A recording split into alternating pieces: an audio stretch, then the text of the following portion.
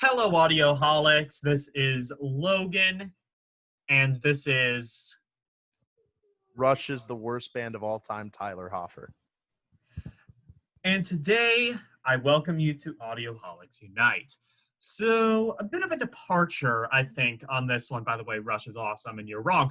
A bit of a departure from our usual affair where we usually do, like, rock, metal, maybe, like, a little bit of pop. Today, well, I guess this is technically pop, but I think most people would consider it like a vocal jazz album. We're going to go way, way back into some Frank Sinatra. Frank Sinatra, the leader of the mafia. Sank Sinatra. Sank Sinatra. God, that's retarded. Oh, crap, we've been demonetized. I said the R word. Oh, what, Rush? Yeah. I mean, that's a bad enough word in of itself, you know? Yeah. Yeah. Yeah, come on. The only good album they've ever done is Test for Echo. That's the only good album they've ever done. Power Windows is better. I see with Test for Echo, I really believed that dog was chasing cars in doggy heaven. Oh my God. You know, it really spoke to me on a primal level. Yeah, what about the skeleton playing a keyboard? Oh, sorry. That was another good one. The rapping skeleton. That was amazing. Of course. Um, Rush got really goofy. especially like no, they were always goofy, but like. Yeah, I mean, have you seen Geddy Lee? Yeah. Fucking guy could be one of the Three Stooges. There's a joke I could make, but that's even too lowbrow for me. But oh God. I already know what he was gonna say. Go on. Anyway, but so the reason I'm covering this Frank Sinatra album is because because Frank, this I think has the distinction, and you could probably argue with this, of being the most influential album of all time, or at least the most revolutionary album of all time. At least one of them. Yeah. So, mind you, not musically. I wouldn't say this is one of the most influential albums musically. The Beatles easily beat that out, but historically. Yeah. I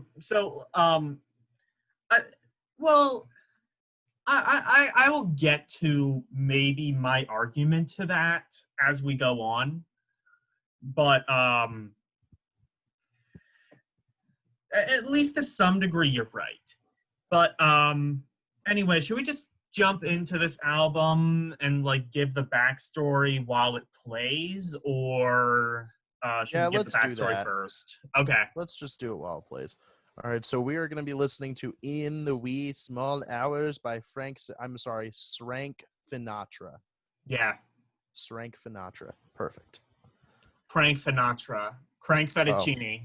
And I'll do the spiel today. As always, we will have this album linked in the description so that you can listen along. You should probably use AdBlocker so that an ad does not interrupt your listening experience and you will fall out of sync with us, who are incredibly important, more important than the livelihood of those who are pirating this album. Exactly. Yes. I mean, you know, we're making all the $0 off of this. Meanwhile, you know, like obviously you can trust you can trust us. We have beards and we can stroke them like this. Exactly. And mine is almost a neck beard, which makes me more trustworthy. Exactly. Wait, you have like a fedora in the one cabinet. Can we do like a podcast where you wear a fedora? Yes. We got to be listening to an album called like I was just thinking that. We got to like listen to Buck Cherry or something stupid like that. Every 10 seconds I'm just like, lady. No, you have to like figure out some way to work in how much you respect women. Yeah, every song I have to figure out a way. Yeah. You know, just like we did in that Shags episode that unfortunately Yeah, you guys We missed had the to we part had to where we destroy listened it. to We had to My Pal destroy that. Footfoot, and I Yeah, wore a fedora in respect of women and their pals named Footfoot. Yes. exactly. Gotta respect the foot. Gotta Oh respect the God. foot. Oh, Logan, you could make Yeah, your own spiritual successor to the Shags, exactly. We will call it. Wait, no, the no. What am I? Lags. No. I was gonna go worse. All right, so we're gonna start the album now in Uh, 5, wait, no. 4. What? One more Wait, thing. One more what do you thing. need? What? Before we do that, there's something else we need to announce. Uh Again, oh. we did this on the last recorded episode, which was Haken, but we actually have a we both have our own respective series, and I just want to advertise those right now. We're I both getting forgot. into a genre. He's getting into prog music. I'm getting into trip hop. We'll have several recorded by the time this comes out, but I'll be listening to bands like Portishead, Bjork, Tricky, Massive Attack. He'll be listening to bands like Gentle Giant, Haken. Is that on the list? No, I took them off because they're gonna be. I'm gonna make a wrong opinion video on them. Okay. Um, but like you And did a wrong opinion on Dream Theater, and you uploaded a video about that. yeah, but I really wanted to start somewhere familiar with this series and then go into bands I'd never listened to before. Though I will say we are currently listening to albums to do a wrong opinion on Rush, and Rush is on the list. Yeah. So look out for that one as well. Maybe it'll be out by the time this comes out. Maybe it won't. Maybe I'll be dead. Who really cares? Anyway, Who really knows? let, Before we start, though, I do want to say this because I assume we're going to upload this one like next week, right? no, we're gonna be doing this. I have a little bit of backlog, so this will be Oh, like how much 3 or 4 backlog do you videos. have? Actually, I don't remember. I think what we got that Dream Theater video, and that might have been it because Well, like all the actually, you know what? Why don't you release this one a week from today? That way, the prog announcement and the trip hop announcement is valid. I mean, it doesn't yeah, really but we're make much still gonna sense to be make the doing that for announcement like a months few from now. weeks. Yeah. Anyway. But anyway, Anyway. my point was we recorded a Haken episode because we were going to do a Haken album back to back. We were going to do Vector, and then the week after, we were going to do Virus. Oh We're still yeah. going to do that, but They we're going to pushed have to do the that later yeah, because they they pushed pushed it the back. release date to that back. Yeah. They pushed it back to July 10th. Yeah, so anyway. Anyway, so We'll figure all this out off stream, I suppose, but yeah. I So felt it worth mentioning either way. All right, so we're going to get right into it now, right? yeah, so All right. 5, 4, 4, 3, 3, 2. 2. Fuck you. Let's go. I already Okay. rated it. 0 out of 10. Worst album I've ever heard. So, the backstory of this album, Frank Sinatra, I believe, was on his second or third, I think it was his second marriage had just ended. It was with Ava Gardner. And, like, beyond that, like, he kind of hit a bit of a creative slump around this time. You know, bit, his career was kind of at a lull around this time. So he kind of like at this time he was kind of a teen idol. And then he started hitting like his early 30s around this point, and by that point teens had lost interest in him, and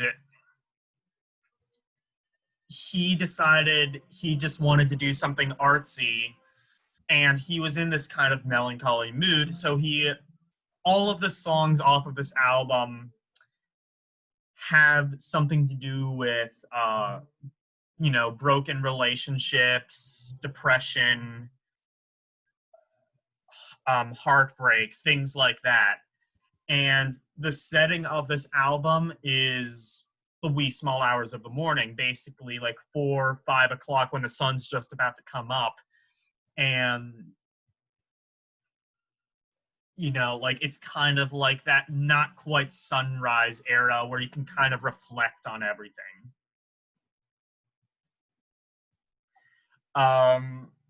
So my argument to why this might be more influential than the Beatles is I think that the thing that really made the Beatles as um as notable as they are is the fact that they started really going out using unique instruments and specifically doing a concept album.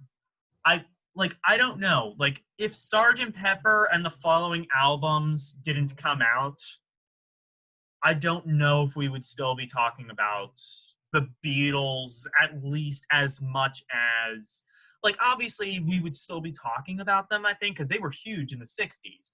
But I don't think like so many bands would be influenced by them. I think as far as concept records, you're correct, but I think albums like Abbey Road were hugely influential, and those weren't concept records.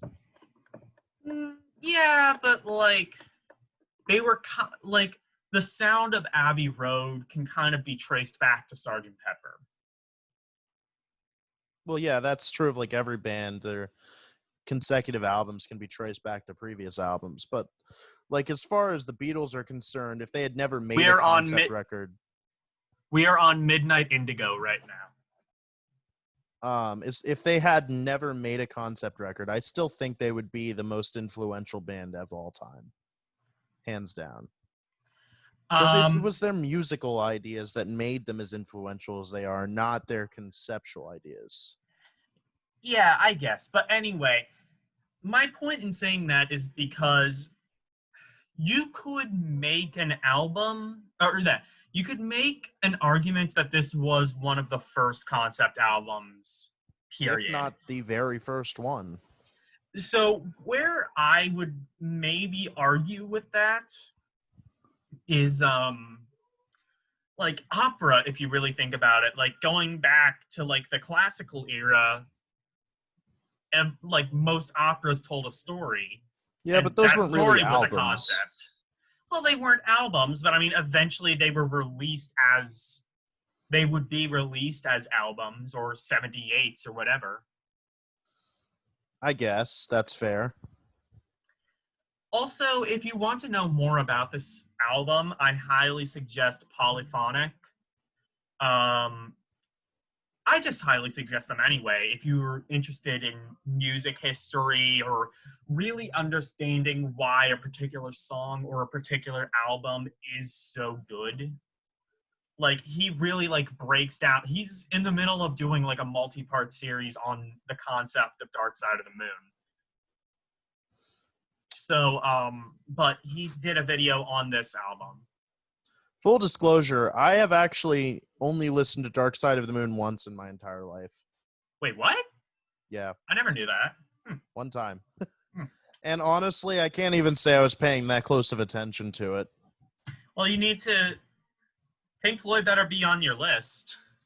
Like, I was never really a fan of Pink Floyd as a kid. I became kind of a fan of it in high school, but like more so The Wall than anything else. Yeah. And I didn't listen to it like a crap ton. I've heard that album maybe 3 or 4 times. And then you mean the Dog Walker version of The Wall, right? Oh, of course. That's the best version. Oh, yeah, obviously. No, and then over time, like, I just kind of stopped liking Pink Floyd's sound. I don't know what happened. I've always had a complicated relationship. I've loved Comfortably Numb some years, and then I've hated it other years. I've loved, Another Brick in the Wall some years, and if we're talking about like the string of popular like Dark Side, Wish You Were Here, Animals, and The Wall, which are considered by many to be like their best albums, I would say The Wall is probably the worst of those four. Yeah, I mean, like I said, I've always had a very complicated history with Pink Floyd, and I've never really been motivated to go through and listen to all of their albums. Pink Floyd is on my list for getting into prog, but I won't get into them until a bit later because I kind of want to have some background. I want to listen to a bunch of different prog bands and then go into it with a new perspective, hoping that maybe I can learn to appreciate it a little more than I did before. Also, like, I've always had an issue with David Gilmour as a guitarist. Like, I realize a lot of people really love David Gilmour. And by the way, we are now on I was just about Glad to to Be say, I Unhappy. was waiting for you to stop rambling. Oh, okay. Well, anyway, what was I saying? Right. David Gilmour as a guitar player is really overrated, in my opinion. And that might be a He's really bluesy. controversial thing to He's say, but bluesy. Like, that's... it's not even really that he's bluesy. He has a lot of feel. He plays with a lot of feel. Yeah. And He's really atmospheric. some people find that to be really, really great. Personally, sometimes I find it to be a little too indulgent for my tastes. I don't like to hear just a million notes a minute like Yngwie Malmsteen, but I also don't want to hear someone who clearly doesn't have great note choosing or great note choice act like he is Beethoven or something. I think You if know? you like gave Dark Side of the Moon another listen, you would probably see that he is Beethoven. Yeah, I don't know. Just and again, this is coming from a very ignorant and limited point of view from what I've heard of Pink Floyd. I think Comfortably Numb is one of the best songs, at least right now I do, as far as lead work is concerned, that I've heard from Pink Floyd, but I've heard a lot of stuff that's just really, yeah. Yeah. So back to this album, another revolutionary thing they did is that pop albums up until this point, and keep in mind, like, the idea of a single album being put on one disc was still relatively new around this time. But albums were typically done, pop albums especially, were typically done on 10-inch. But Frank, at least in the second run of its pressing, wanted it to be done on a 12-inch record. So it was all put together on one 12-inch record. And, That's like, the main reason why almost every album comes on a 12-inch record now is because of this yeah, album. I can't even think of, like, I have a really old, like, Jackie Gleason record that's on a 10-inch. But besides that, like, the only thing I have that's 10-inch is just my really old 78 records, which, are from, like, the 1940s and before. Didn't Red get you a 78? Isn't that what that A was? 45. 78? A Oh, it was a 45. That's 45. 7-inch. That's 7-inch. Gotcha. Of course, you Band would was know that that if again? I we don't used remember. Witchfinder General. Oh, right. Yeah. We have an older friend that lives in town. His name's Red, and he happens to have like a lot of vinyl and older stuff because he's an older guy, and he just gave Logan one for free. I think as the pandemic winds down, we should, like, if you still work with him, we should, like, go over to his house, because at one point he was talking about selling some of his albums. Yeah, we should totally do that. We might Or we have could to even do jam that. again. Yeah, that might be fun. Yeah, because he wanted to do Breaking the Law and like a few other songs that I know how to play now. But anyway, as far as this album is concerned, historically, I think it's incredibly important. It's incredibly influential, but I think musically, not many people are really that influenced by Frank Sinatra. Yeah, that's the At they are least not in influenced rock. by Tony Iommi. Was Tony Iommi influenced by Frank Sinatra? Tony Iommi was a guitar player. Fairies Wear Boots, like, the riff was, like, kind of pulled from a Frank Sinatra song. I can't remember what it was. Oh, was it? I didn't know Are that. there I really mean, I'm not 16? saying I'm not saying I don't that really. people aren't fans of Frank Sinatra, just that you don't hear a lot of influence coming from his music because he had a very kind of like jazzy poppy sound, and it doesn't really transfer to modern music as well, I think. It sounds dated. It sounds very dated. Can you check like to see how many tracks are supposed to be on this album? Because I'm pretty sure that it's not 16. Also, we are on I Get Along Without You Very Well. This is a cover, isn't it? I believe this was the one that is. So, like, all of the songs off of this album are very melancholy. Yeah, they're supposed to be Um, 16. really? They put Yeah. 16 songs on one album back in the 50s. Okay.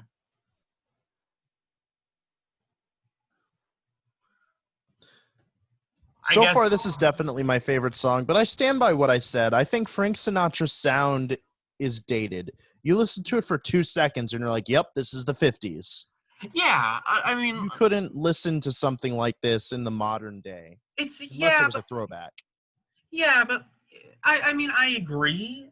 But again, you have to appreciate the hell out of it. Oh, yeah, I didn't say it was bad, just that Yeah. it's a little dated. I don't think it Yeah. sounds modern at all. I don't think it stands the test of time at all. Yeah. I mean, obviously there's a reason that Frank Sinatra, people still know about him. Well, yeah. But yeah, I mean, he was huge in the 50s. and 40s and even into Yeah. like the 60s. Like, oh, fun fact about Frank Sinatra. Another fun fact, anyway. So the movie Die Hard was apparently loosely based off of one of Frank Sinatra's books, Oh, wow. and and I guess as you know, by contractual order, they had to ask Frank Sinatra if he wanted to star in Die Hard, but obviously he turned it down, and they got Bruce Willis. But like, Imagine a wouldn't that? parallel universe where Yeah, Frank imagine. Sinatra was the main star of Die Hard. Yeah, that would be so weird, especially considering like how old would he have been by that point? You want to hear an interesting little tidbit about a band that I'm okay? So for my series Getting into Prague, right now I'm listening to King Crimson. You'll see that episode come out on Saturday. The Yeah. second album by King Crimson, In the Wake of Poseidon, was originally supposed to be sung by Elton John. What? You're Yeah. kidding. No, it was originally supposed to be sung by Elton John. That fell through, but Oh, that would have been kind of interesting. would have been Like awesome. I'm always fascinated by the things that almost were. Like, Yeah. so like my favorite movie, I'm sure I've said this before on the podcast. My favorite movie of all time is The Shining.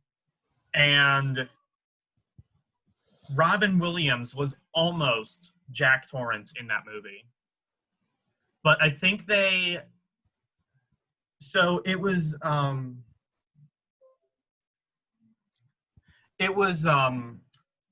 between three people or Oh, at least three people. did you say we're on a different song yet? What song are we on? Deep in a Dream. All right. We're used We're to on songs deep. being much longer than this. Yeah. Well, songs were just generally shorter. I think there was like a 3 or 4 minute limit at one point. There used to be like some weird, like, draconian rule back in the day of like, I think they've taken it off now, but there used to be a rule that like songs couldn't exceed 3 minutes on AM stations for a You know, while. not to get too off topic, but back to the album musically for a second. I know Yeah. I said that it's dated, but honestly, I love it. Yeah, me too. I've loved every second of this album to the point where like I could see myself listening to it a lot outside of this podcast. Yeah, like it's a really good relaxing album. Like, don't put it on to relax because you're going to get an anxiety attack because guess what? It's absolutely fucking miserable.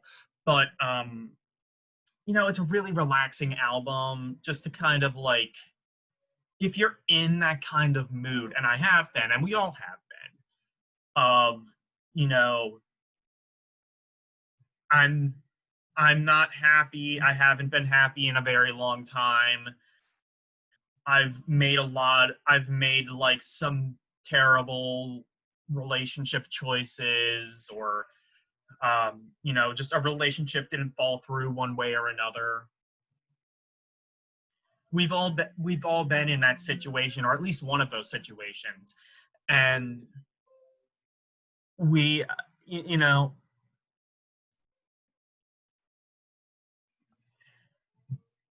it's just a good album to listen to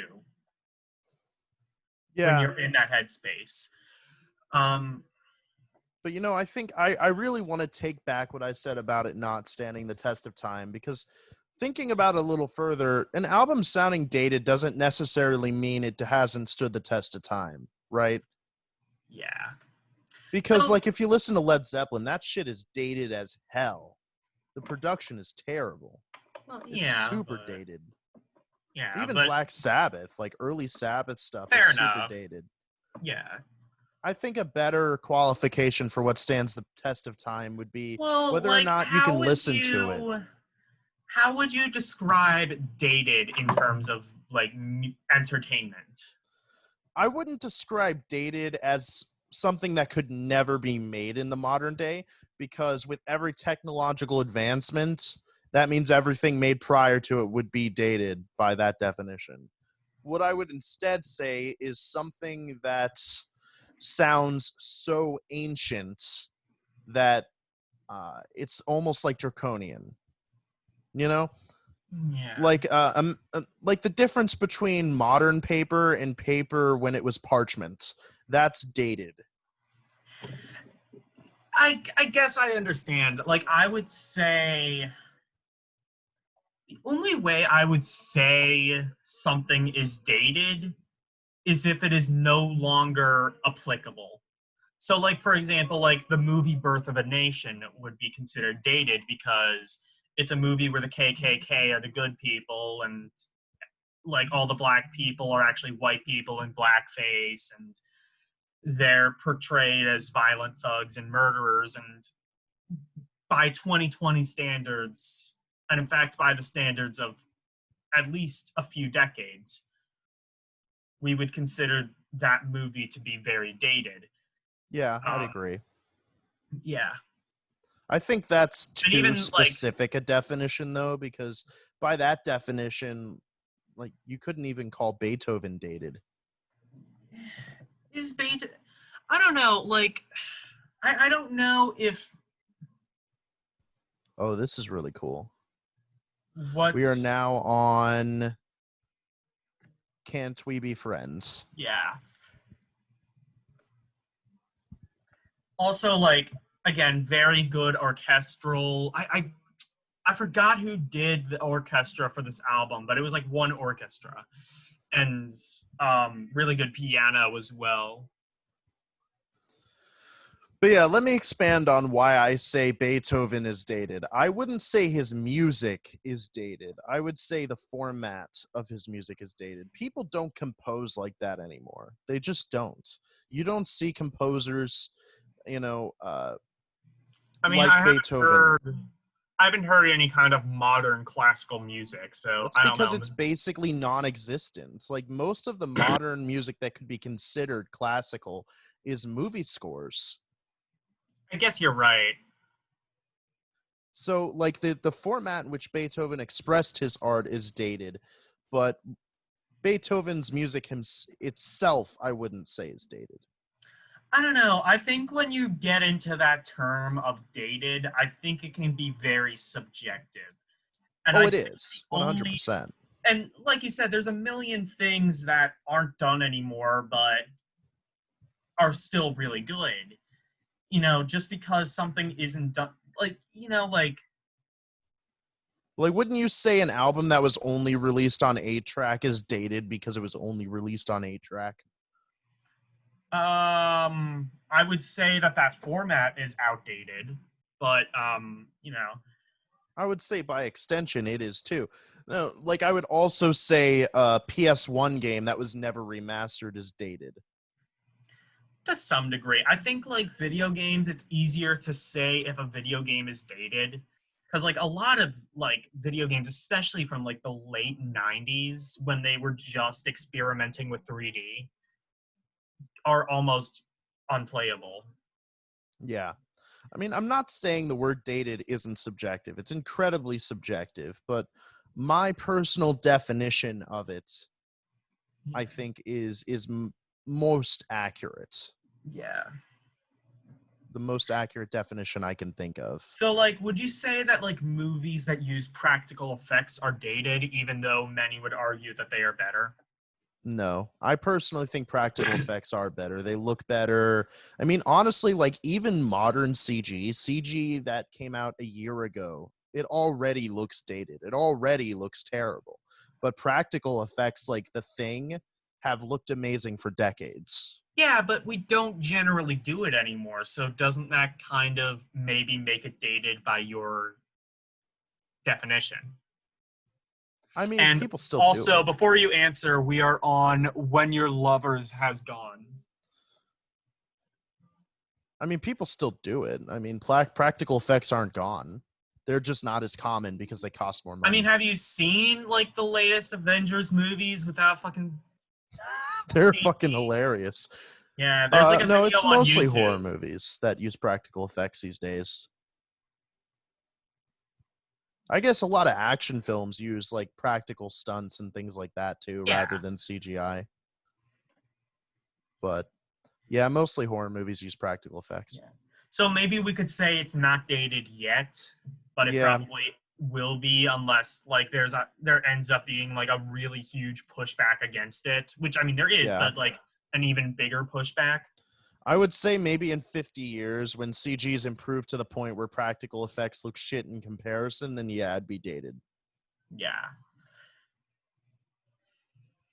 But honestly, And let's also not forget that practical effects can look like shit too.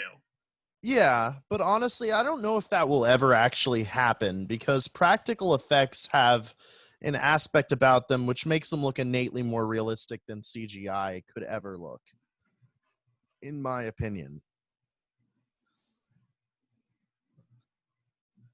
Think of the uncanny This is valley the this is the song where like Frank Sinatra reportedly like broke down crying at the when end your of lover it. is gone. Yeah. Yeah.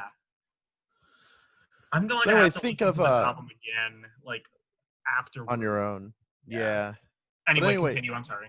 think of the uncanny valley. There's a theory that is being thrown around in the gaming sphere that graphics have been rapidly improving so much that things look almost like real life in game form. But there's a theory being floated around that we will never actually get to a level of graphical quality that things look exactly like reality. We will always be in the uncanny valley, which is where something looks so realistic that the brain knows it's not real, but it looks so realistic that it creates this really eerie and creepy feeling in your brain. It's You kind of like know, robots or uh, like dolls or mannequins. There's a I reason why mean, those are creepy. It's the yeah, uncanny like valley video games are effects. always going to have like cartoonish graphics for cartoonish video games. Like you wouldn't want to see like a realistic Mario game or a realistic Animal Crossing game. But at the same time, like for example, I've ever since and before I continue, We are now uh on. what is this thing called love? Which Yeah. a bit of a side tangent. This album was re-released under that title, What Is This Thing Called Love? It was released in 1978, or re-released rather. If you're planning on getting it on vinyl, get that version. It's a lot cheaper. Not that In the Wee Small Hours is necessarily expensive, but it's just more than I wanted to pay for it. So I bought the remaster or the re-release under that title. Oh, I didn't Um, realize you have this on vinyl. I just bought it yesterday. Oh, Even okay. though even though I'm now realizing that had 10 tracks and this has 16, so that it might have cut a few tracks. Maybe. But I guess whatever. If I come across In the Wee Small Hours, I'll probably pick that one up too. Or maybe they combined the tracks, like Black Sabbath's debut. A lot of the tracks are combined on modern issues. Maybe you're right. But anyway, you were saying? What was I saying? We were talking about the uncanny valley of Oh yeah. graphical So limitations in video games. I was saying that ever since it was a thing, I've been a huge proponent of VR, virtual reality, and unfortunately it's kind of dying.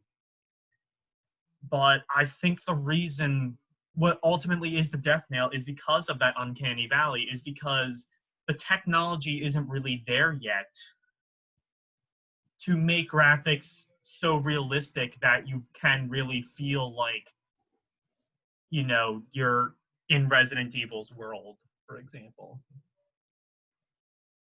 Yeah, and like I said, I don't think it'll ever be possible to I do want it to that with a be. I want computer. it to be, though, unfortunately. Like, that's we I don't understand why we haven't had like true to life graphics.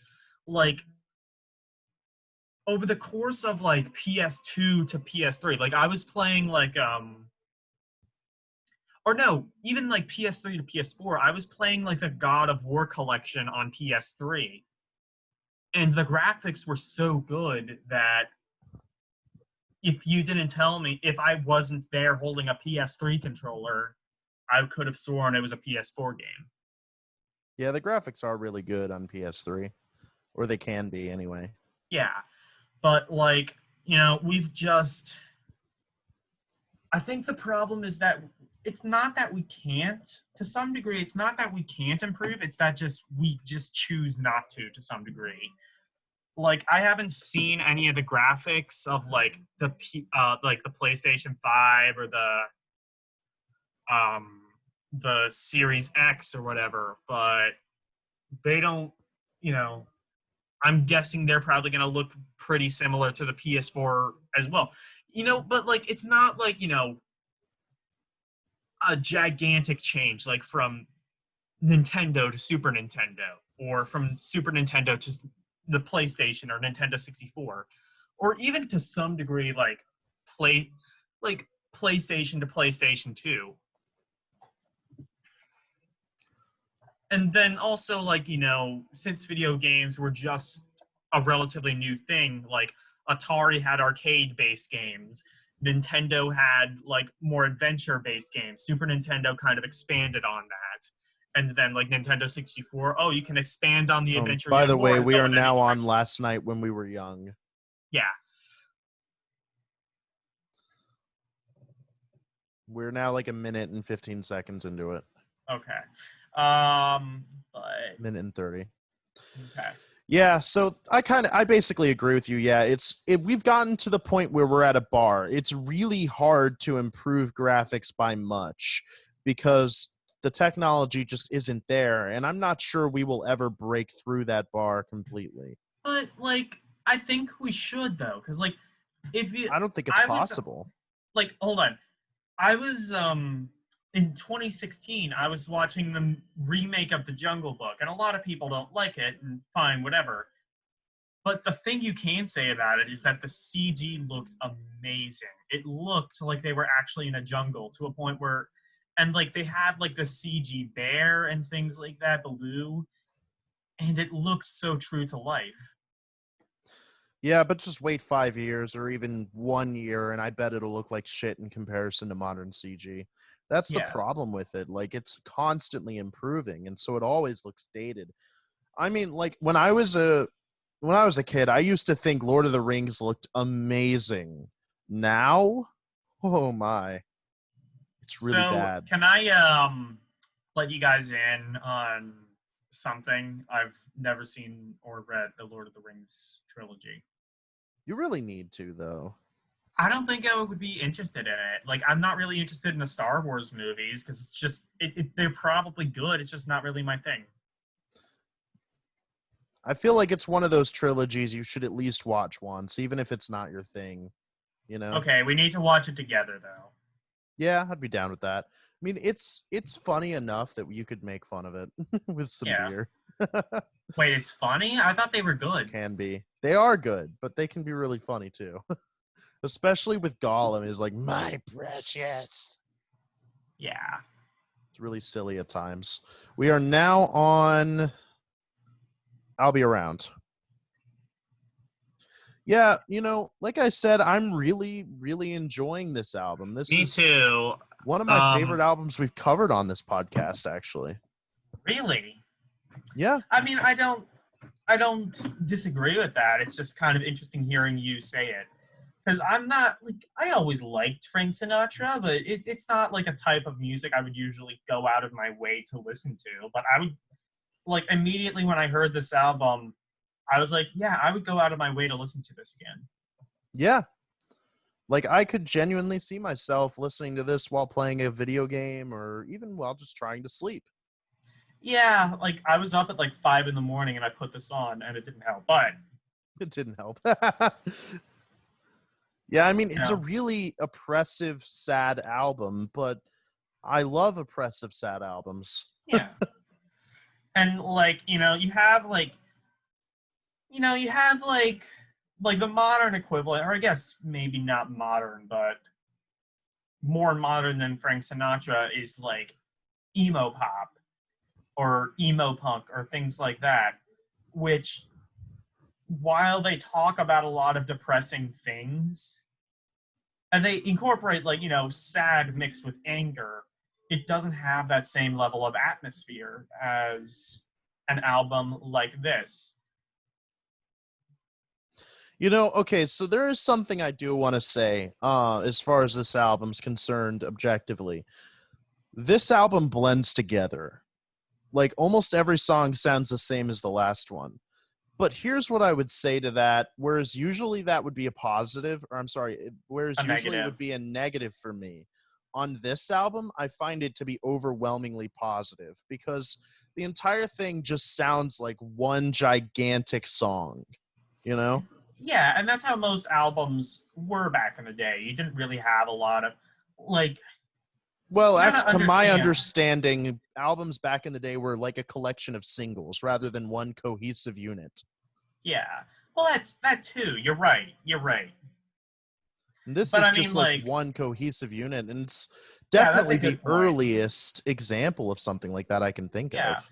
Like, this is, like, you could really say this really invented the album as we know it. Oh, yeah. So a bit of trivia. Ever wonder why we call them albums? It's because, so, like, if you think of a picture album, what is it? It's a book of pictures that you can flip through.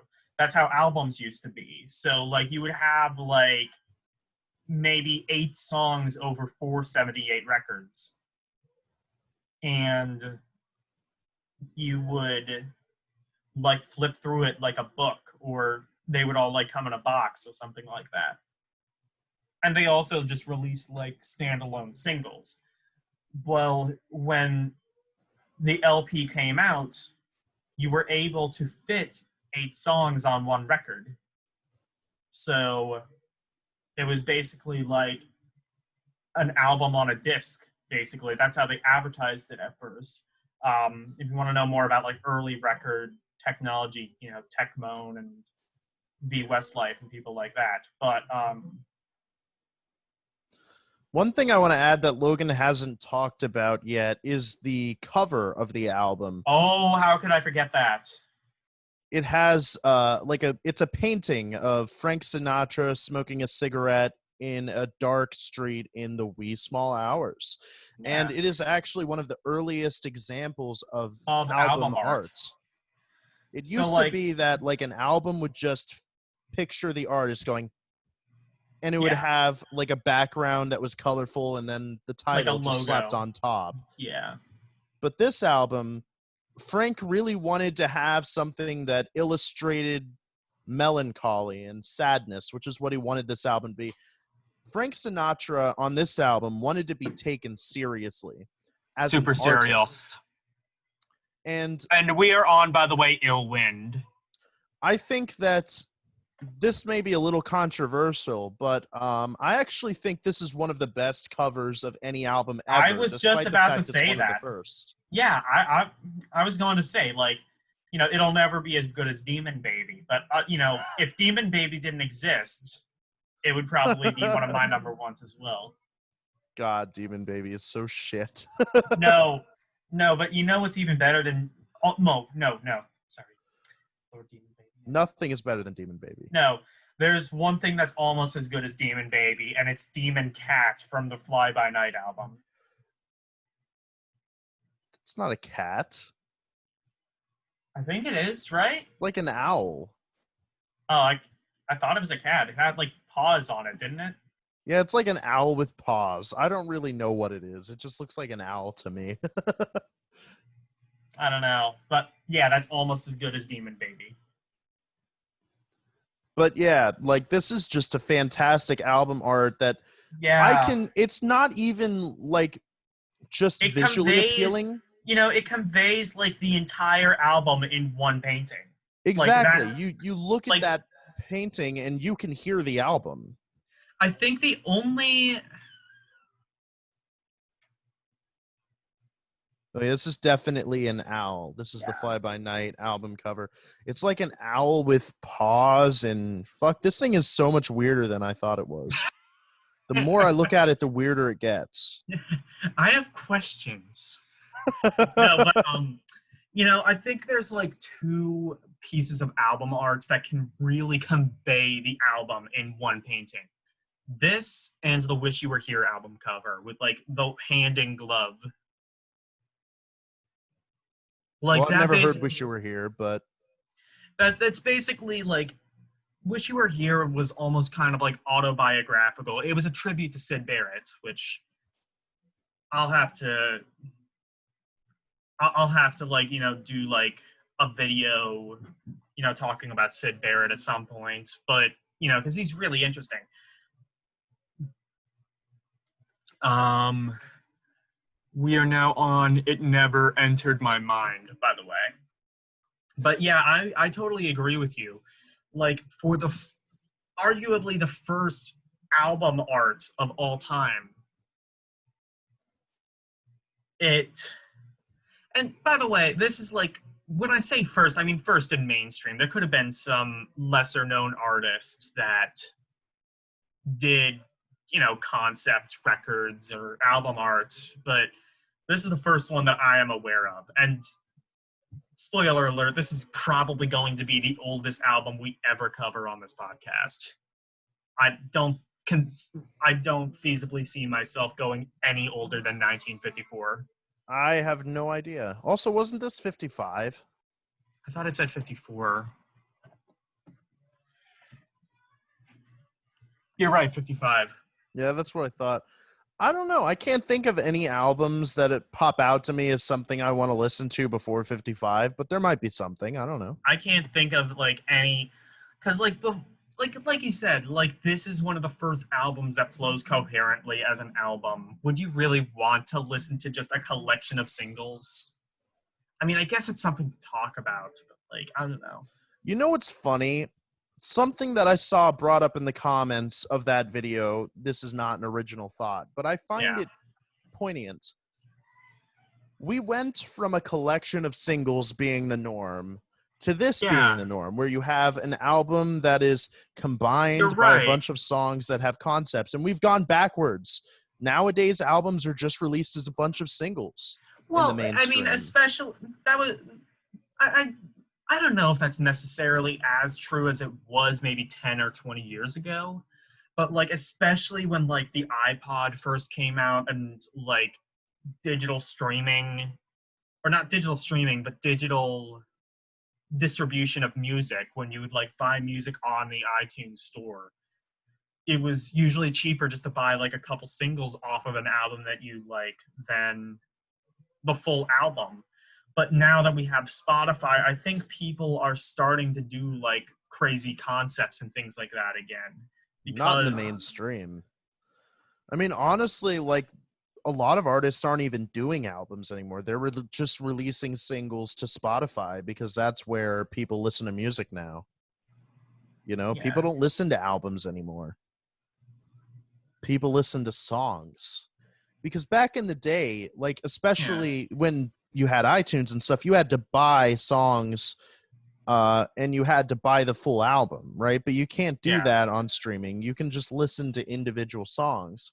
So people just end up listening to one song on an album or a single, or nobody listens to albums anymore, at least not Well, in the my mainstream. counterpoint to that is like yeah, you can do that, but it costs the same amount of money. If you are I guess you're right, in that you don't have to listen to an album. You're right, but to some degree, I would say like it's easier to do that now than it was 20 years ago. Because like if you are somebody on a budget and you have the choice between buying like three songs that are 99 cents each or buying one $10 album that has three good songs on it, what Well, would you yeah, do? I would say that it's easier to listen to albums nowadays. People just don't do it. They just listen to Yeah. singles and individual songs off albums.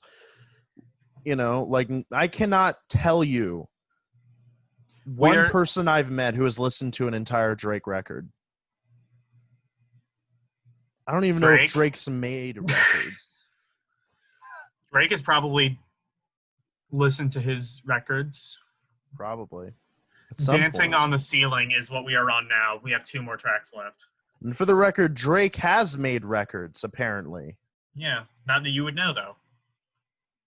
There was one in 2019 called Care Package. Of course, like I said, only people care about the singles. But Yeah. that's what I mean. Like artists I think release the albums last like Care Package, and it's just a collection of singles that they hope will hit and people will listen to. It's not like this Frank Sinatra yeah. album anymore. People don't do that in the Well, mainstream. I think like the last major album I heard of was what was that Taylor Swift album that came out like 2015 or 2016. But like the major reason people talked about that was because like she released it on Apple Music at initially only on Apple Music because Apple just gave her more money. Are you talking about Reputation? Not Reputation, like the second to last album. No, Reputation was the second to last album. What was the one before that? Before Reputation? I don't remember. I have to look it up. The only reason I know Reputation is because I I hated think it. it's yeah. I'll Never Be the Same is what we are on now. It's like 1918 or something like that. 1989. 1989, right? Yeah, but again, this is just a bunch of singles, and Yeah, but like I guess like people kind of consider it a concept album because like most of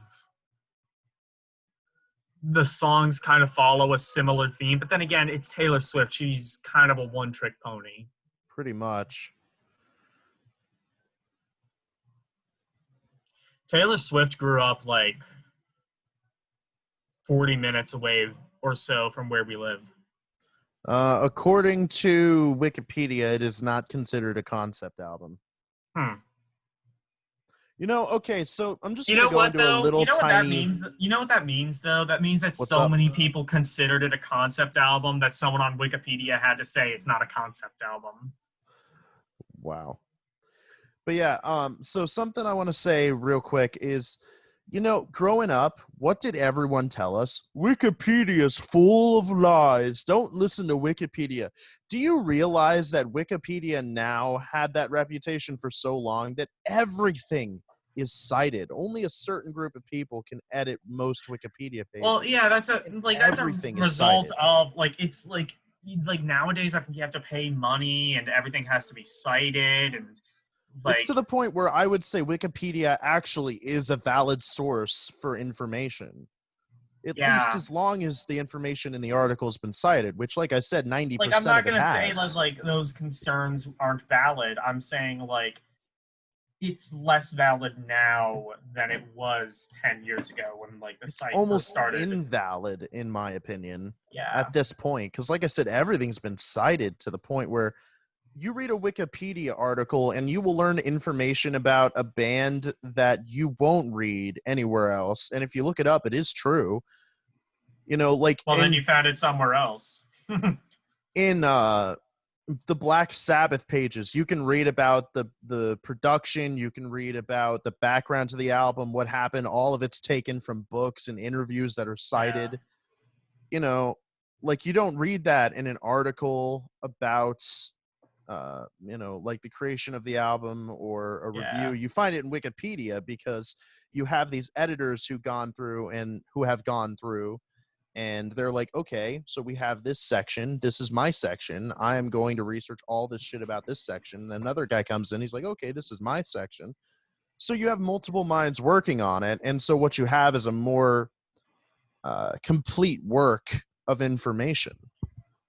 So we are on the final track now, This Love of Mine.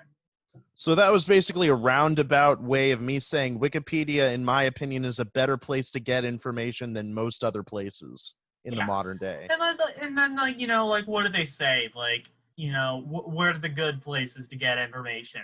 Books, documentaries, other articles. Like, they just It's all cited in Wikipedia.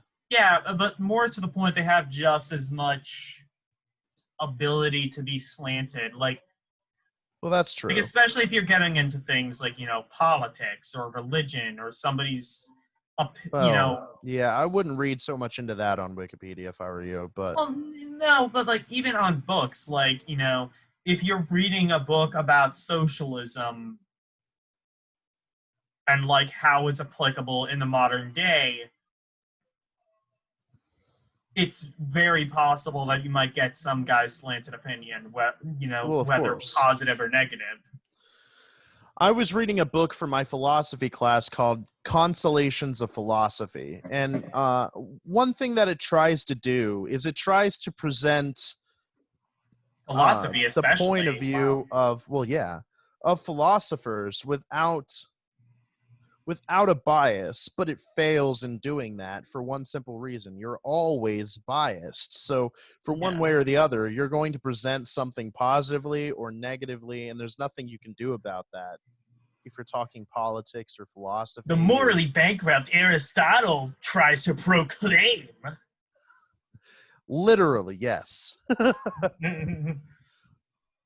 Honestly, though, people, I don't know if I've said this on the show before, but if you ever get a chance, look into the history of Socrates. It is totally worth it.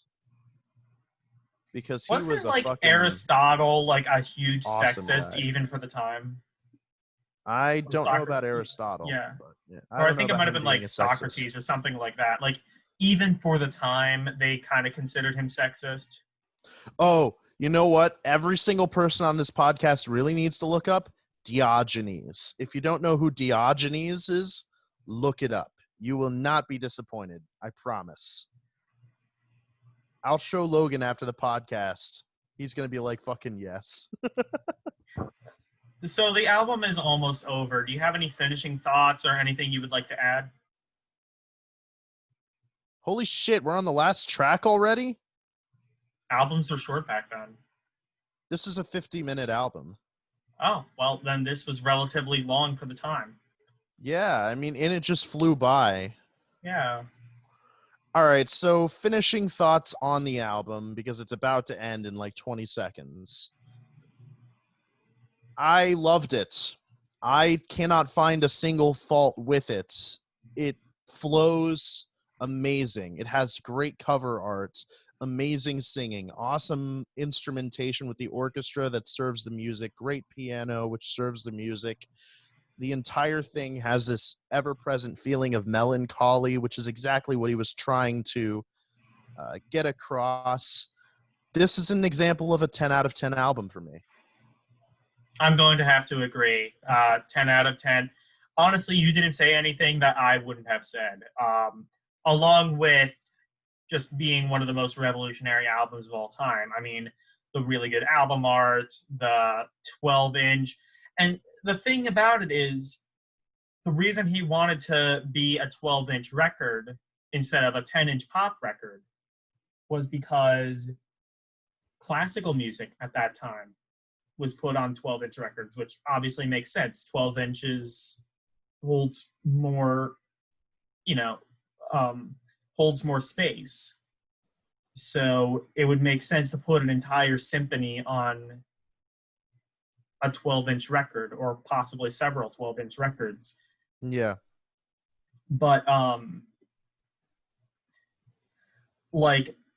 that kind of makes sense, though, because if you listen to this album, it takes a lot of cues from classical music and from opera, namely the idea of it being a concept, of a an album-wide concept, but a uh, how do I put this? In the same vein as like an opera that like everything kind of flows together and has a similar theme. So did this album, and that was revolutionary for the time. And as a result, I think that's why he wanted this album in particular to be treated as something akin to classical music. Yeah, I mean, yeah, I don't disagree with that. I think Frank Sinatra wanted to make an album that showed he was more than just a dumb teen idol pop star, and I Yeah. think he succeeded in that tenfold and created one of the best albums ever made. Yeah.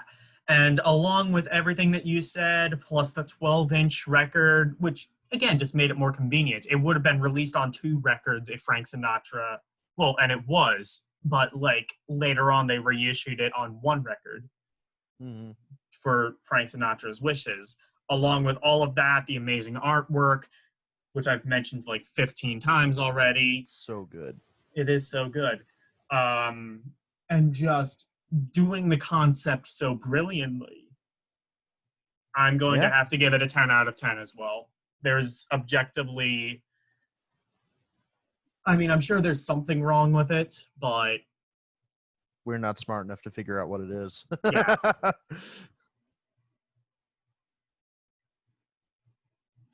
It's just like, when something becomes so perfect, you try to find flaws in it, because that's what I try to do. Like Yeah. going back to The Shining, I try to find flaws in it, and like the only one I can think of is like Jack Nicholson's acting. I think is a little bit too on the nose, but you know, I think Wendy's acting is my biggest problem in The Shining. I really did not like her I acting mean, at all. she And I was understand Kubrick was really hard on her, but well, like the idea of it, I think, was like she's just like this kind of like typical sort of 1950s gender rolled housewife and yeah, but she wasn't so weak in the book. I haven't read the book, but like I at least know that. And that's one of the reasons Stephen King hated the movie adaptation is her character hmm, was so weak. I just don't like how she was portrayed in the movie as being yeah. really just like weak and frail and just annoying half the Well, I mean, time. she kind of kicked ass in like the last 30 minutes of the movie, though. Yeah, but even then she looked like she was constantly having a panic attack, which was probably on purpose. I just don't really think I don't like it personally. Anyway, I know that's what Kubrick was going for, but yeah. yeah. All right, so I think we're all good unless you have anything else to add. No, but let's just keep it going a little bit longer anyway. Oh, okay. Let's keep talking about The Shining. You know,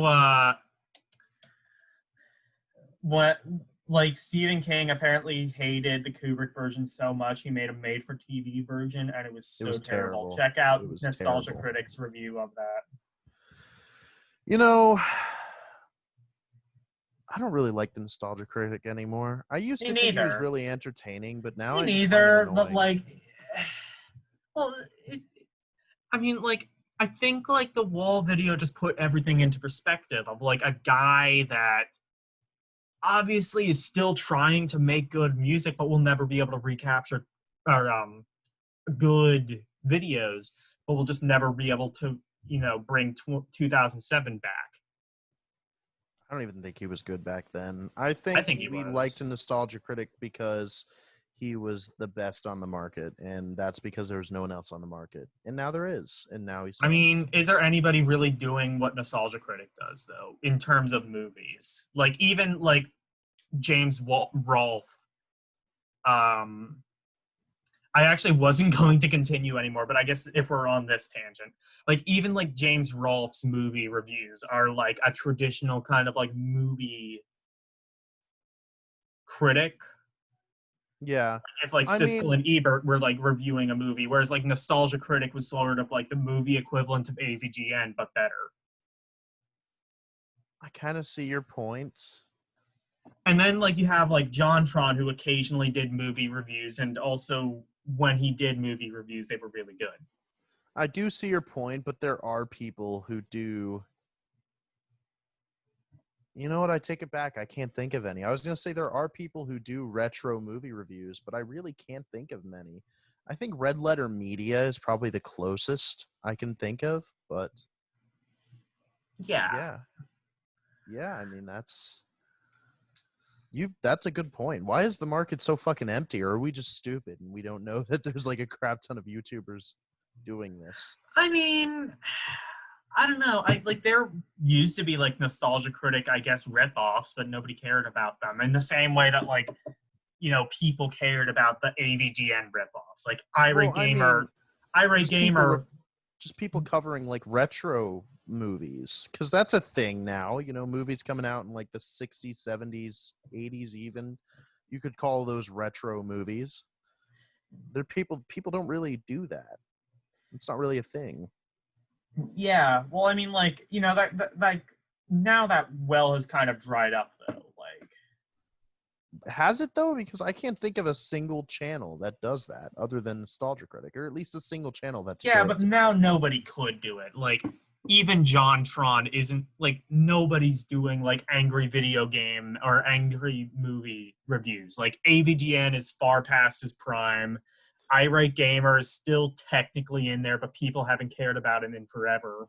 But there Um, are YouTubers who do like AVGN inspired video series, like like JonTron yeah, is like still John technically. Tron. Well, JonTron isn't even doing video game stuff anymore. He's talking about some weird reality show where they put kids out in the middle of nowhere and expected them to fend for themselves. I'm Yeah, serious. It's a but real there thing. are channels that do that. I can't name any off the top of my Yeah, head. but is Give me anybody a minute, I could watching? send you. Yeah, oh yeah. I think the one that comes immediately to head might be Peanut Butter Gamer, I think.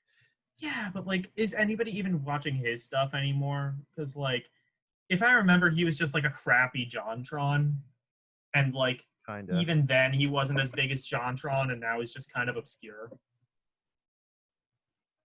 Kinda. Epic Name Bro, I think, is another one of those guys. I might I've be never thinking heard of of someone that. else. No, I am definitely thinking of somebody else. Like right There's a now, like the biggest like person in video game reviews is Scott the Woz, and he's kind of like taken the style back to sort of like the non-controversial advertiser friendly route of like I don't even know who that is. Scott the Woz is he's like one of the bigger video game reviewers that isn't like IGN or something like that, but like he does like he's obviously like a more Nintendo person. He does like things like that, but like and also, okay, here's a really really hot take. Irate Gamer in 2020 is more funny than Angry Video Game Nerd, just ironically. I don't know. I've never really loved Angry Video Game Nerd. I used to watch his videos a lot just because, like, historically they were good back in the day, but I they're never dated really as hell. thought he was, even when I liked him, I never really thought he was that funny.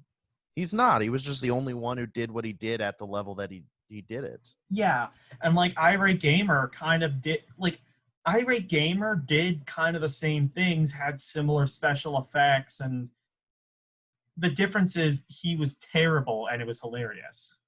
Yeah. Yeah. Get the I fuck agree with off that. my property. Oh man. Yeah, and he covered a lot of the Super similar Mario topics Brothers AVGN 2 did. was the perfect predecessor to Super Mario Brothers 1.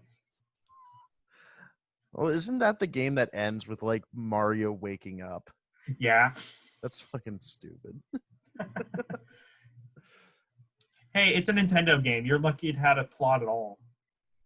Isn't it true that that game was like originally supposed to be some indie title and they like asset flipped it into a Mario game? Not an indie title. It's so It was originally Doki Doki Panic, which I think was based off of like some Japanese television show.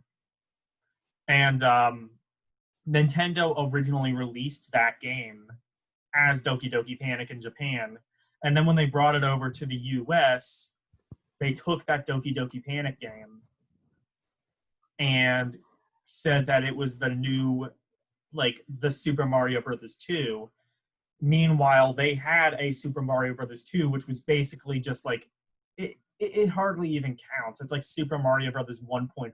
It literally used the exact same engine, very similar graphics. Kind of like too. Yeah. And the interesting thing that some people might not even know about that story is that it actually went back around. They re-released the game in Japan as Super Mario Brothers USA. Oh my god. So they released a game Three that times. isn't Super Mario Brothers 2. They released it in America as Super Mario Brothers 2, and then they released that Super Mario Brothers basically asset flip as a Mario game in Japan. You gotta love it. Gotta Yeah. love corporate greed, man. Yeah. Well, like the reason that many people speculate as to why they did that, it wasn't out of corporate greed. It was because many people they thought that the Japanese version of Mario 2 would have been too difficult, and it was too similar to the first. And those, I think those were like, which like too difficult. I mean, like, Okay, but then why would you turn around and re-release it in Japan if not for just I want more money? yeah, pretty much. That's corporate greed. Yeah, and then like like that's like the thing. It's like, oh, they didn't release it because it was too difficult. Okay, but like, how many like Nintendo Hard is a thing for a reason, because So that Nintendo games are reminds me. infamously like Castlevania was in like Oh the yeah, first like Castlevania is hard as fuck. no, like the original like trilogy of Castlevania games was infamously bullshit because Oh of yeah. like if you're on a platform and you get hit, like you bounce back and you like bounce back to your game. Like that game is infamously total bullshit. So that reminds me of a story from Devil May Cry. I may get it a little bit wrong, but this is just my memory of it. Basically, what happened is DMC1 was notoriously difficult, but like in a fair way, right? People Yeah. loved its difficulty. And then when 2 came out, people complained it was too easy, even on the hardest difficulties. So whenever they got around to releasing 3, what they did is they took normal mode in Japan and they made that easy mode, and they made hard mode normal in the US. So the game Huh. came out and it was punishingly difficult, like so difficult people were complaining like, what, we said the last one was too easy. You send out a ball buster. That's not what we wanted. Like that actually happens like more times than some people might think. Like sometimes Japanese games come out and they're actually easier in Japan than they are in the US. Usually it's considered to be like the other way around. I think it was, I can't remember if it was like Ninja Gaiden or what was it? Like one of the Ninja Gaiden games is apparently easier in Japan, or it might have been like one of the Castlevania games was easier in Japan than it was in the US, which That isn't. wouldn't surprise me. But Yeah, I mean, it's just interesting to see how games are localized here in the US and like what Japan thinks of the US. Do you yeah. remember when they were like going to release that like beach game with like a bunch of bikini clad women playing volleyball, and like the US freaked out and so they Well, like was it the censored guy it? game? What? Was it the guy game, the one that had like underage women? I didn't think that was Japanese. What guy game? It's called the guy game. It's a game that's, so they got like a whole bunch of models. They slapped on like some shitty trivia game, and like Oh if you no. got them right, they like removed their clothing, and they didn't actually check that all the models were of age. So technically, it's illegal to own that game. No, it was a more modern game that they were going to release. I think it Oh, I was a don't know Dead about or that. Alive spin-off.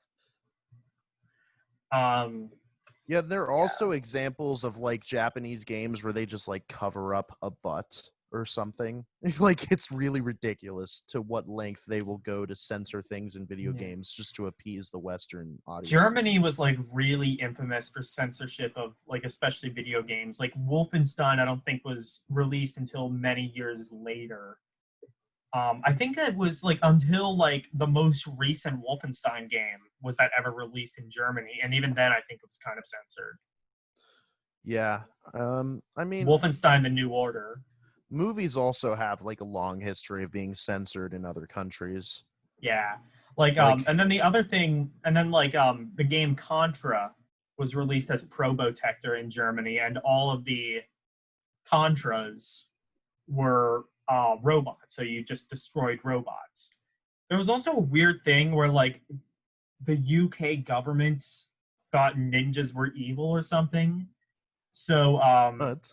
Ninja Gaiden was released as Shadowgate in the What? UK, and All the leaders of the UK thought that ninjas were evil, and so they wouldn't release Ninja Gaiden. yeah, and That's real? no, you want to know what the worst part is? Teenage Mutant Ninja Turtles in the UK was released as Teenage Mutant Hero Turtles. That's I fucking I don't know. stupid. I hope that in the theme song they had to like Teenage Mutant Hero Turtles. no, I hope if they had to do like the theme song, it was like Teenage Mutant Hero Turtles. Teenage Mutant Beep Turtles. Turtles in a half shell. Beep hour. Oh my god. Hero power. Oh, white power. Oh. No. Oh. Topical. Yeah. We were talking about Birth of a Nation earlier. Yeah. So. Roundabouts. Yeah. Oh my. I All mean, like right. we basically spent this entire time like talking about video games. Yeah, pretty much. Like we Oh started well, by it's all talking right. about like what video games are dated, and then we ended by talking about what reviewers are dated. Yeah. And white power, of course. Yes, of course. Of course. Second best episode ever. Of course. The first is the Shags episode, which you will Of never course. see. Which you will never see. I think at some point during that video, didn't you like flash a white power symbol? No, I did this. What is that? It's an okay sign. Oh yeah. That was like such a weird thing that happened. Like You there's remember when like Pepe the Frog was considered a white nationalism symbol? I don't know. I guess it was. It was like an alt-right symbol or something. I don't know. Yeah, like there was one or two memes. Where did Created with that Pepe the originally come Frog from? Was and, that just like what is the origins of Pepe anyway? Is it just I like don't know. some It's just like random a dumb frog that's comic. oh, it was just a comic of I some think it was kind? just like a dumb comic originally, and then it became a meme. And then like later down the line, Hillary Clinton was like, "It's white supremacy. It's the alt right," and we were like, "What? What do you There mean? It's was just a like dumb frog." yeah, it was like there was like this McDonald's commercial where they had like a singing moon back in the 80s, and then somehow like when Trump was running like the first time, they like turned that into an alt-right symbol, and it was just like it's some weird advertising thing in the fucking 1980s that nobody touched since then. Yeah, the weird thing is like everybody goes on about the alt right as if there's some fucking gremlin that lives under the bridge out to get you. The alt right doesn't fucking exist anymore. Nobody calls themselves the alt right. Yeah, nobody talks about the Nobody. alt. Nobody talks about the alt right anymore. Because they don't exist. The Yeah, alt right was founded as an alternative to current conservative values, and it was hijacked by white nationalists and neo-Nazis. and I mean, like, And what? then it was Like, where are immediately all those? disbanded. Like, where are all those like white nationalists now? Like Milo Yiannopoulos, irrelevant. Alex Jones, irrelevant. Stephen Bannon, irrelevant. He was fired and then basically disappeared, fired from the Trump White House and then basically disappeared into obscurity. I don't think Miley Yiannopoulos was a white supremacist. His boyfriend was black. Well, he wasn't a white supremacist, but like he was, or I don't know, like He was a provocateur. He said a lot of like Yeah. provocative shit to piss people off. yeah, That's one of the reasons I own his book. But yeah, I don't agree with a single fucking thing that comes out of his mouth. It's more yeah. test and, disagreement. It's almost like it's a social experiment. Don't you Yeah, remember it's a those social guys? experiment. Remember those guys who did like, I'm going to grope a woman by the ass, but it's not a prank, or it's not rape. It's a social experiment. There actually were valid social experiments, but they don't do it anymore because it's like it's got a terrible negative connotation. But like that was a real thing. Yeah, social experiments are a real thing, but like people like Sam Pepper, if you remember him, he like Oh God. did these like terrible prank videos and Yeah, I remember him. and like he would like grope women by the ass and be like, "Oh, that's social experiment. I was but just didn't it testing come out to that like all those women were paid actors? I don't know, but like it was Doesn't but it was just matter, like but yeah, it was just like I'm going to it's like that joke from South Park, like the fucking crocodile hunter, and he was just like, I'm going to jam my finger in its butthole and see what happens. Like, no, you just wanted an excuse to jam your thumb in a crocodile's butt. Oh God. I love South Park. It's great. Yeah. Yeah, Alexa. no, I'm with you on that one Stop. though. I'm with you on that one. The whole it's just a prank bro thing is stupid. Oh, that reminds me. Did you hear Jake Paul got arrested for looting and like setting stuff on fire? I don't know how. I mean, I know he was arrested, but like, I don't know how true like the whole looting thing was. There's conflicting stories on that, and I'm not gonna act like I believe it. Follow the story. I believe it. I mean, Jake Paul's a fucking asshole. Yeah, I don't know anything about Jake Paul. I'm not gonna get into YouTube drama because I'm not really. Yeah, you're not really into YouTube drama. Like I follow Philip DeFranco. I follow Philip DeFranco, and by the way, if you guys want a really good, I'm not gonna say unbiased, but as unbiased as you're getting, anyway. Yeah, unless it's like like a really like, unless it's like a really like cut and paste issue, like racism is wrong. Like he's not going to take a stance. Or at least he's going to try not to. From what I remember, Yeah. I don't really watch him anymore, but I really need to catch up. Yeah. All right, we've been rambling for too long. Let's call it quits. Yeah.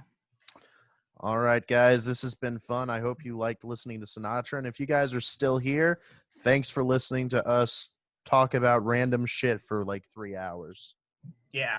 And again, if you guys are interested in further music hijinks, we highly recommend our two other major series, The Wrong Opinion, where we rank albums by a certain artist. We usually go in depth into like why the albums work and don't work, and also he's getting into prog, I'm getting into trip hop. We both basically do the same thing, except we have slightly different formats. It's all kind of a learning experience, but we'll get through it. Yeah, pretty much. Yeah. So anyway, thank you guys for watching. I'm Logan. I'm Tyler. Rush sucks. And he's wrong. Goodbye, everybody. Peace.